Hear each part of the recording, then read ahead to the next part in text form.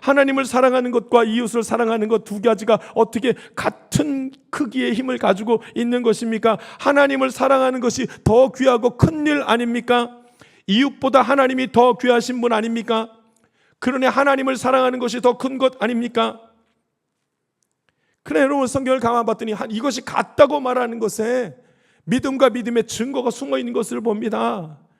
이 말씀이 같다는 것은 하나님을 사랑하는 것과 이웃을 사랑한다는 말이 같다는 말은, 같은 크기의 귀중함을 가지고 있다는 것은 하나님을 사랑한다면 반드시 어떻게 해야 된다는 거예요? 이웃을 사랑해야. 하나님을 정말로 믿는다면 이웃을 사랑해야 된다.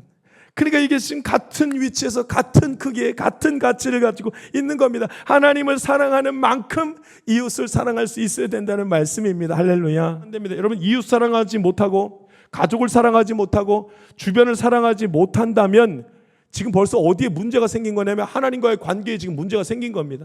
내가 하나님과의 관계에서 막힌 것이 너무나 많으니까 이웃 사랑도 안 되고 가족 사랑도 안 되고 주변을 사랑할 수 있는 힘도 없게 되는 것입니다.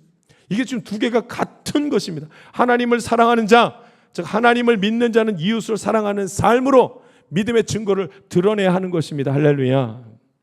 오늘 두 번째 보니까 이제 주목해야 될 말씀이 사랑하라는 말씀이거든요.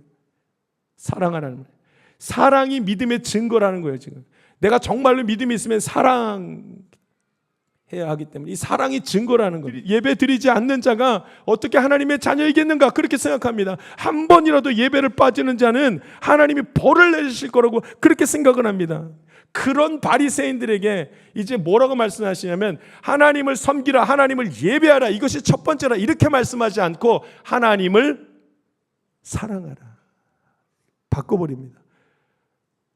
그 형식에 얽매인 것에서부터 벗어나게 하기 위해서 하나님을 사랑하라. 할렐루야. 여러분, 믿음이 있는 사람은 남을 먼저 바라보지 않습니다. 나를 먼저 바라봅니다. 믿음이 있으면 하나님의 말씀이 내 안으로 들어오게 되고, 말씀이 내 안에 들어오면은 말씀이 나를 찌릅니다. 말씀이 내 죄를 지적하고 내 죄를 가르쳐 줍니다.